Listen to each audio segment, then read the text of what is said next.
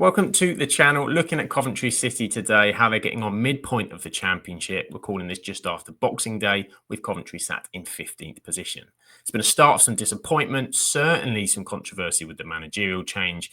Hopes are that they will improve for the rest of the season amongst Sky Blues fans. But let's take a look at how things have panned out so far. So looking at the dashboard I've created here for Coventry and their season so far, they are falling short, of course, of their pre-season hopes. 15th is not where the fans were hoping or wanted to be. I'm going to run through the results in more detail shortly, but 10 losses at this stage of the season is certainly a lot, with half of Coventry's away games in particular ending in defeat. Away matches have been difficult for Coventry to score in. A ratio of 0.83 goals per game is falling well short of their goal-scoring achievements last season. Now, goal creation is there. Coventry are top 3 in the league for both shots and shots on target, and their 2 goals per game average at home is shown there to be, they are certainly feared for defences visiting the CBS Arena and looking to take on the Sky Blues. So the home form, the goal scoring is there, but away, not so much. Now, we can't move any further with Coventry's season without, of course, talking through those shockwaves through the club as long-time manager Mark Robins was dismissed after a poor start to the season. The supporters were shocked, and the reaction was met largely with disapproval and anger from a fan base which idolised Robins and how he brought the club from the brink of disappearance to moments away from both the Premier League and an FA Cup final. Robins left after a massive 387 matches in charge of Coventry, a spell which spanned over 7 years as the third long-serving manager in English football. And Mark Robins joined the club in 2017. He took them from League Two to the Championship and was 1 game away from the Premier League in 2023, where they lost out to Luton Town in the playoff final. His resume includes EFL Trophy winners in 2016-17, League Two playoff success in 2017-18, League One champions 2019-20, and of course the playoff final and FA Cup semi-final. Comments from the fans include horrendous, sickening, and absolutely devastated, with the owner Doug King taking the brunt of the frustration for making the decision. Ahead of this season, Coventry City was selling season tickets as a Premier League package, which would entitle buying fans to a free season ticket once the club moved up into the top flight. It was an ambitious ploy, which was met with huge demand and a record number of season tickets sold, but was obviously based on Coventry's success this season. Doug King has made changes to the club's hierarchy, with Chief Commercial Officer Tolan Scope and Chief Executive Dave Boddy both leaving their posts since he took charge in January 2023, and that reshuffle has culminated with the departure of much-loved manager Mark Robins, signalling a new era. I've got a couple of comments from King from that fan forum and what they found. He said, reacting to the unhappy response from fans in relation to the dismissal of Robins, he stated, "I fully understand what he's done for the city and this community, but I still made the decision." He explained how Robins dismantled the coaching staff because of internal conflict. He feels the club are lacking a high-quality first-team coach/tactician, but struggled to recruit, though he believes recruitment will not suffer if a head coaching position is offered. He was surprised by the fans' reaction and felt he was in a difficult position. There was not a replacement lined up before Robins' dismissal, and the decision was made following a senior management meeting in October. He does not intend to sell the club. He plans to purchase the Coventry Building Society Arena once it's financially viable. He also stated that a sporting director would be a logical position to add as the club look to appoint a head coach. He does not want a revolving door of managers, and he wants to build a sustainable club, but feels that relegation would squander what they've already built, so his next appointment will be crucial. Robins' exit, he also said, has not affected the budget for the upcoming January window. So the man he settled on, Frank Lampard, he was the man announced as Coventry City manager on the 28th of November 2024, inheriting Robinson's side languishing in 17th place in the table at that point, 2 points above the relegation zone. Obviously, most known as a top-level player for England and Chelsea, Lampard has been out of managerial work after his caretaker role for Chelsea at the end of the 22-23 season. His stint at Derby County saw them achieve playoffs in the Championship, and his time at Chelsea preceded a Champions League victory the second half of that season by Thomas Tuchel. Recent difficult roles at Everton and the short second stint at Chelsea have added some questions to the appointment, but Coventry will be hoping that Lampard is a good fit. So far, there's been some improvement, which we'll come on to, but taking over from Robins is an entirely difficult task. Sky Blue legendary goalkeeper Steve Ogrizovic spoke about the appointment as a sign of Coventry and Doug King's ambition. He said, "We've got a good, bright young manager who I'm impressed with. When I hear him summarising on the TV, he's astute, knows the modern game, and will link well with the players. He's got a good way of being able to explain things, and I'm surprised that hasn't translated into better results. But he hasn't been a disaster. He's had some success, but people tend to look at Everton and the last 6 or 7 games at Chelsea, which he believed was unfair. So the early part of the Championship, looking at Coventry's results, was a really mixed start. Far too many defeats for Coventry's liking. Hopes of forcing their way into playoff and even promotion reckoning was fading week on week. It was only the 3-2 victory over Luton Town where Coventry had to come back from 2 goals down, which lifted Mark Robbins' side out of the relegation zone at that point. So let's take a good early moment as well as a frustrating one in the early stretch, looking at a couple of close matches. Well, first one, certainly not close. Blackburn Rovers came to the CBS Arena off the back of a very impressive start. They were defeated 3-0, sat in second place in the league and unbeaten at that point. After a tricky start for the Sky Blues, it was a limited moment of celebration with that 3-0 victory in the early part of their season. Defender Jake Bidwell headed Jack Radoni's left-wing free kick into the far corner of the net after 11 minutes. Harji Wright then capitalised on a defensive mix-up 3 minutes into the second half. And Brandon Thomas-Asante's late strike, his first ever league goal for the Sky Blues, finished things off. Just one match later on match day 9, though, and Coventry suffered another defeat, already their 5th of the season when hosting Danny Roll and Sheffield Wednesday. After new signing Jack Radoni had given Coventry a lead, Jedi Gassama levelled on half-time before a 93rd minute winner from Shea Charles left Coventry with just 1 win in 7 matches at that point. Mark Robbins, still in charge, spoke at that point with frustration, commenting, "It's so disappointing. We're giving so many goals away and so many games away. We like to think we're a really good team. We've got to show it more regularly." So moving on to the second portion of results, as we already highlighted, too many goals being conceded, costing Coventry wins. The 2-2 draws you can understand against a strong Sunderland side away and Sheffield United at home, but dropping points at home to Cardiff, in fact needing a late Victor Torp penalty to save that one, is why there's so little green for wins on this graphic. But let's look at where things ended for Robbins and where things started for Lampard. The final game and nail in the coffin for Mark Robbins' managerial reign at Coventry came on a Wednesday night with newly promoted Derby County taking all 3 points at the CBS Arena, a result which left Coventry 17th in the Championship. After back-to-back wins, it epitomised Coventry's season so far, really struggling to get any momentum with consecutive results. Derby had failed to win away in the Championship this season at this point. A poor Jack Radoni back pass was pounced upon by Jerry Yates after 11 minutes. Then a 73rd minute Yates shot looped over Oliver Dovin for a 2-goal lead. Sakamoto did pull one back, but it was to spell the final curtain for Robbins and his reign. So a new era with Frank Lampard at the helm had begun the week before, but his first win as a Coventry City manager came at Millwall on matchday 19, leading his side to a 1-0 victory in just his second match in charge. F1 Mason Clark had certainly benefited from his new manager as he'd scored 3 goals already in the Lampard era. This one against Millwall saw the winger get on the end of a Jack Radoni cross for the only goal of the game. Followed up by a good home win to Hull, the away performance at Portsmouth was a stinker and a harsh reality of improvements needed to the side. So here I have the statistics comparing last season Coventry in the Championship with this season. Top level stats-wise, Coventry is scoring about as many as they did last season, but conceding far too many. Shooting and creating slightly more, but with similar goal output. According to the XG, though, the Sky Blues should have scored 4 times more than they have at this stage. Defensively, though, despite less shots on target faced compared to last season, conceded goals are up with fewer saves and fewer clean sheets. It's why at the time of recording, this Coventry sit with a -2 goal difference and 34 goals conceded, despite the XG showing that they should have only conceded 23. That's a huge difference of 11 goals. Top half and back into contention is achievable, but Lampard needs to get Coventry consistently firing. There's been many good results followed by disappointment to put a real run together. One of the big stallers to Coventry's season has been the injury to Harji Wright. The Coventry forward picked up an ankle injury on the 9th of November, a time when he had scored 7 of Coventry's 20 goals at that point. It's an injury that puts him out until at least the new year, leaving Lampard unable to fill the Sky Blues side with one of his most talented assets. Wright had ankle ligament damage in the 2-2 draw with Sunderland just before the November international break, which forced him off in the latter stages of that game. His missing status has led Lampard to call on his squad to be more clinical in front of goal, saying in an interview they just have to work with what they have, other talents, other options, then get some results behind them, and Hadji will be back. Despite their league position, Coventry have been performing in the top half of the table consistently for goals scored. Wright's ratio of 0.61 goals per game shows that he's scoring at double the rate of Coventry's next best scoring forward, F1 Mason Clark, who alongside Jack Rodoni has 3 goals.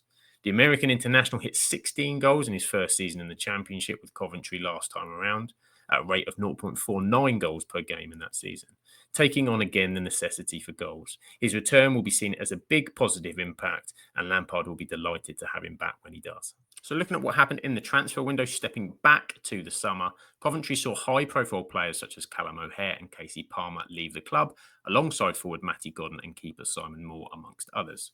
Their big money was spent on Jack Rodoni. The website transfermarket.com displays the fees in euros, so this is why it's showing 5.9 million euros, bringing the attacking midfielder to Coventry from recently relegated Huddersfield Town. We'll take a closer look at Rodoni in a minute, but Brandon Thomas Asante's hit 11 for the Baggies last season, but he's only got 1 this season for Coventry with 21 appearances, although 14 of these were from the substitute bench.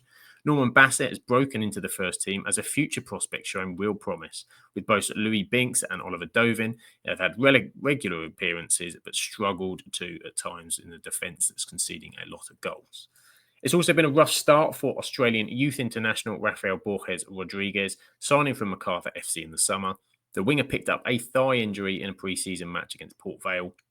Rodriguez has made some progress. He's featured for the under-21s recently as the club carefully monitor his recovery. So how has the Jack Rodoni transfer turned out? Well, he's featured in 90% of Coventry's games this season.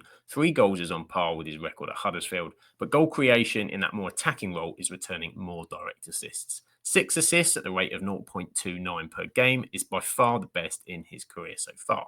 It's a strong performance within the league as well. He sits 3rd in the assist list alongside Maktar Gay of Blackburn, and Tom Fellows of West Brom and Finn Azaz of Middlesbrough sit top. Delving deeper into the stats, Rodoni is on the ball more than he was in that struggling Huddersfield side last season in particular, making 10 more passes per game, but he's maintaining a 72% pass completion as he's asked to try and unlock defensive doors. On average, he's creating 4.34 shot chances a match, by far the best in the Coventry squad, with next best Victor Torp at 3.58 per 90. So lineups used, of course, new manager coming in as well, but for most of the season, Coventry have been lining up in a 4-2-3-1 formation that the team have been used to. There was a stint under Robbins where he opted for 3 at the back, going for a 3-4-1-2, which could also utilise a 3-5-2 with a deeper midfield or deeper wing-backs to almost make it a 5. Oliver Dovin has played most minutes as a goalkeeper, while Milan Van Evek, Bobby Thomas, Louis Binks and Jake Bidwell from the back 4 most often used this season. With the back 3 seeing Joel Lataboudiere as the extra centre-back and Van Evek pushed forward, while De Silva more preferred from an attacking perspective to Bidwell. Josh Eccles and captain Ben Sheaf provide the clear base in midfield, with new signing Rodoni often in an attacking midfield role, joining attacks as well as goals and assists amongst the forward line. Tatsuhiro Sakamoto features down the right. Haji Wright, when not injured, operates either from the left or alongside Ellis Sims, although in more recent times, and Sims has struggled in front of goal, both Thomas Asante and Norman Bassett have been leading the line. So far, Lampard has stuck to this 4-2-3-1. Be interesting how he uses Wright when the American international returns from his injury. So we're taking a look at the Coventry squad now, and goalkeeper has been a position of change so far this season. Last season, we saw both Ben Wilson and Brad Collins with large stints in goal. Oliver Dovin was brought in from the summer from Hammarby, and the Swedish keeper started the season as first choice for Mark Robbins. But Dovin has only just returned to Lampard's side. He's been sat on the bench a lot watching Brad Collins between the sticks since match day 15. But recent mistakes and performances built pressure on Collins to retain his starting place amongst the fans, and Dovin saw his opportunity again against Plymouth, recording a clean sheet but only having 1 save to make. Goalkeeper is certainly a position of worry for the Sky Blues. Statistics-wise, Collins had started the last 8 matches, but despite facing the similar amount of shots as Dovin, had conceded 1 goal more and played 4 games less. Collins' save percentage is miles down in comparison to both his other goalkeepers and his last season with Coventry.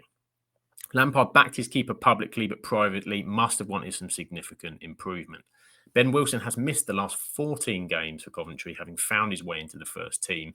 And recently, Lampard offered an update that Wilson is back in training, having recovered from his knee ligament strain.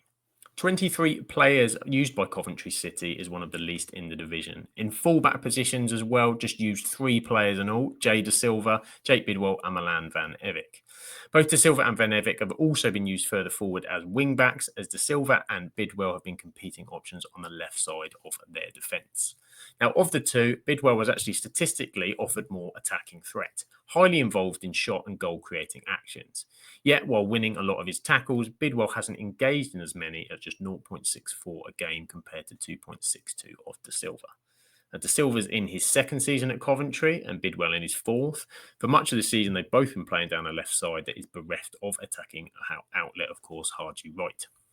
On the other side, Dutch right-back Van Evik endeared himself with a strong season last campaign, and he's been an ever-present so far this season. On SofaScore.com, their average player ratings see Van Evik as one of 5 players that have scored over 7 rated consistently for Coventry, with the right-back actually the highest-rated Sky Blues defender. His goal, of course, came in the 3-2 defeat of Oxford United, a fine strike running onto a ball just inside the box, his third in a Coventry shirt. Looking at centre-backs, and in a centre-back too, it's often been Louis Binks and Bobby Thomas as the pairing, although Joel Lato-Bodier has featured prominently, and particularly when they use a 3-man defence. Liam Kitchen has found minutes hard to come by this season after his signing last year, often an unused substitute off the bench, and is yet to feature under Frank Lampard. Now, Binks was on loan last season from Italian side Bologna and turned that move permanent in the summer. Aerially, he's been challenging and winning more balls than the other centre-backs statistically in the squad, although Lato-Bodier is more effective on aerially won percentage. He continues his partnership with Thomas, who's also in his second season with the club, but comparing his stats with last year, Thomas is making less tackles and interceptions, but is making and winning more duels aerially than last season, and is as effective as Binks, according to the stats in this rating. The defensive unit is relatively young in general, 23 and 25 years old seems to be the mix, but they need to stem the goals. Conceding 0.2 goals per game more than last season is costing them points and positions. With the number of goals conceded, there are questions over the Coventry centre-backs, and it's felt that this may be an area that Coventry look to strengthen in the January window. Now, Coventry's midfield has usually combined 2 deeper central midfielders with an attacking option. It's usually Jack Rodoni ahead of captain Ben Sheaf and Josh Eccles, with Victor Torp also getting decent minutes in the season so far. On to the statistics, and Rodoni's stats we've already covered earlier. He's obviously seeing more minutes than the other midfield players. Eccles signed a new Coventry contract, which will run to the end of the 27-28 season, rewarded for his long-term serving loyalty, and his 22 appearances this season mean he's well on the way to hitting 150 matches in all competitions milestone for the Sky Blues this season. His output of 3 goals, largely thanks to his double against Plymouth on Boxing Day, and 3 assists are coming at a better rate than any previous season he's had so far. Ben Sheaf missed the start of the season with a leg injury, but is an important part of the Coventry midfield, particularly in driving the team forward. Statistically, no one's playing more forward passes than Eccles as he looks to drive the tempo into attacking areas. Victor Torp also features in his first full season with Coventry after signing last January. The Dane is in and out of the side, but is contributing in attacking areas and a threat off the bench when required. Jamie Allen sadly came off injured against Swansea towards the end of September with a knee ligament injury. He's now passed over 150 appearances for the Sky Blues after arriving in 2019, but he's only started 2 championship games this season and a total of 126 minutes in the 6 matches before his injury. Going to be out for a while, and hope he recovers quickly. Moving into more attacking areas now, we've of course touched on Harji Wright's injury, as he's featured both as a left winger and a striker in the early part of the season. He's only now played just under 50% of all Coventry minutes in the Championship so far. His goal scoring ratio, though, of 0.61 goals per game is actually really good when you look at he's behind leading goal scorer Boyer Sainz with 0.66. Sainz has got 15 goals, so if you take that kind of ratio away, imagine what Coventry could have by this point if Wright was fit. On the right-hand side, another in his second season for Coventry is Sakamoto as a regular starter, but he usually makes way for options later in the game.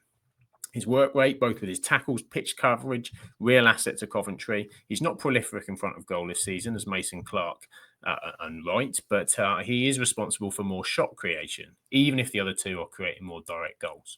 Last season, the Japanese winger scored 7 goals and assisted 2, with Sakamoto assisting more this season, even if his direct goal output is a little bit low compared to last season. Now, Ephron Mason Clark, he was signed last February. He returned to Peterborough for the remainder of their League One campaign last season. 14 goals and 7 assists for the Posh were enough for Coventry to keep him in the first team squad this time around. The 25-year-old has progressed his career from the National League all the way up from Barnet, and he made a handful of appearances at the start of the season, but he's really flourished since Lampard has come to the helm. 4 goals and 3 assists in his last 6 starts shows at Lampard that his form has really taken an upturn, and he's showing belief in the lad. He's a dangerous part of the Coventry attack now. Added to the fact as well that he's usually subbed off mid-second half, his stats look really good now. So if he can continue that rich vein of attacking form, Sky Blues fans will really be hoping they have an asset for the rest of the season. Now, strikers. And of course, if you speak to any Coventry fan about strikers, it's hard not to mention the name Victor Gyökeres. It's obviously been the question who can replace his goals since his departure at the end of the 22-23 season to Sporting Lisbon. Now, Ellis Sims was signed last season to help fill the mantle. Last time around, he got 13 goals amongst an attacking, exciting lineup, of course, that was scoring plenty. However, it's only 2 goals in 19 Championship appearances for Sims this season. He's not making many starts, with most of them coming off the substitute bench, and he's struggling to hit the heights of last season. Onto the stats. Last season, his 13 goals came at 0.43 goals per 90. He's half of that season with 0.21. So why are the struggles for Sims? Well, he missed a couple of games against Middlesbrough and Derby with a foot injury early in the season, and he's only made a single start since then. Shots on target seem to be there. He's actually having them closer when you look at the distance stats on fbref.com as well, showing that he's taken them closer to the goal. But his accuracy is down by 10%, and he's below the expected return if you look at XG by 1.7. Perhaps the pressure of not scoring adding to this form, but something important for Sims if he wants to get back into that starting lineup that he needs to hit the net more regularly. Brandon Thomas Asante has also come into the team this season, largely from the subs bench, and while supporting the team, he's not really been clinical either. Wright was offering himself as a second striker off the left, but his misses left quite the void in terms of goals. Although in recent weeks under Lampard, some of the exciting attacking play has returned and goals are flowing a little bit more frequently. Norman Bassett is one that's showing really good potential. 2 goals has shown quality and promise in recent weeks, giving Coventry fans the hope that he's going to progress. Rhys Carr is obviously looking after the team as an interim head coach. And in November, he stated, Norman's enthusiasm is infectious. His willingness to work for the team is brilliant. You'd rather have a player you have to rein in than trying to get more out of them. How he performs for the rest of the season will be interesting, to say the least. So before we finish looking at where Coventry could go for the rest of the season, of course, it is the January transfer window just upon us. Lampard was speaking about it in December, and he said, I found Doug and Dean very open, very lined up on wanting to communicate, and I'm the same. We'll continue to work that way through the window, and if there's ways in which we can help the squad and bring players in, then I'm sure we will be looking at that. He added, it's important in this league where there tends to be a lot of business in January at certain clubs, and if you feel you can do something to help push in the second part of the season. So we'll see. But rumours, of course, are swirling, as they always do, with the January transfer window upon us, particularly with a new manager. So I've picked out a couple of names that we've seen in the rumour mill in recent weeks. Tyler Bindon, 19 years old. He's been linked with a move to Coventry after his emergence into the Reading team. Ruben Selles has moved on to Hull City, and Reading's financial concerns mean that a sale could be an option in January. He's already a New Zealand international with 13 caps. The young centre-back has played 21 times already this season, amassed 66 appearances in all. A report from Football Observatory did a little study in terms of how many players at that kind of age had played minutes. Bindon had played more minutes in the last year than any other professional outfield midfielder at that age. He said you'd expect Hull to be interested as well, obviously with Selles going. But new Reading boss has confirmed, Noel Hunt has confirmed there's an agreement between the two for no business in January. So if they are going to get him, January might be the time. A 6.97 rating on SofaScore.com, a huge promise. He fits the Coventry recruitment model of signing young potential players, developing for larger profits down the road. You only have to look at Gyökeres and Gus Amer for that particular model. But will they be able to get him? Wait and see. There are others also interested, so keep an eye on Tyler Bindon just in general. The other name that's been out there, Kai Wagner, he is playing currently in the MLS. Coventry would be looking to be in the market, you'd imagine, for a fullback, wingback, and the position in particular that Kai Wagner plays would really catch the eye. A left back, 27 years old, youth career in Germany. He has been making a name for himself in the MLS for a few seasons now. Attacking fullback, loving to attack down that left-hand side, creating 10 direct assists for Philadelphia Union this year alone. He has a €2 million release clause, making it a possibility, but there's a lot of European sides also interested in his signature. Wait and see if Coventry make a move in January. and what that would mean for Lampard and his Championship season in 2024-25. So thanks for joining me looking at Coventry season so far. How it goes, who knows? We'll watch that one together. If you like this video, please check out some of my other stuff popping up on the screen at the moment, looking to do Championship matchday reviews and a number of these other mid-season team reviews in January and February. And if you're looking for a football podcast that talks EFL, look no further than the Absolute Football Podcast, Absolutely Lower League, live on Thursdays at 8:30, catching all of the EFL and National League action. But for now, hope you're having a great one, and I'll catch you on the next one.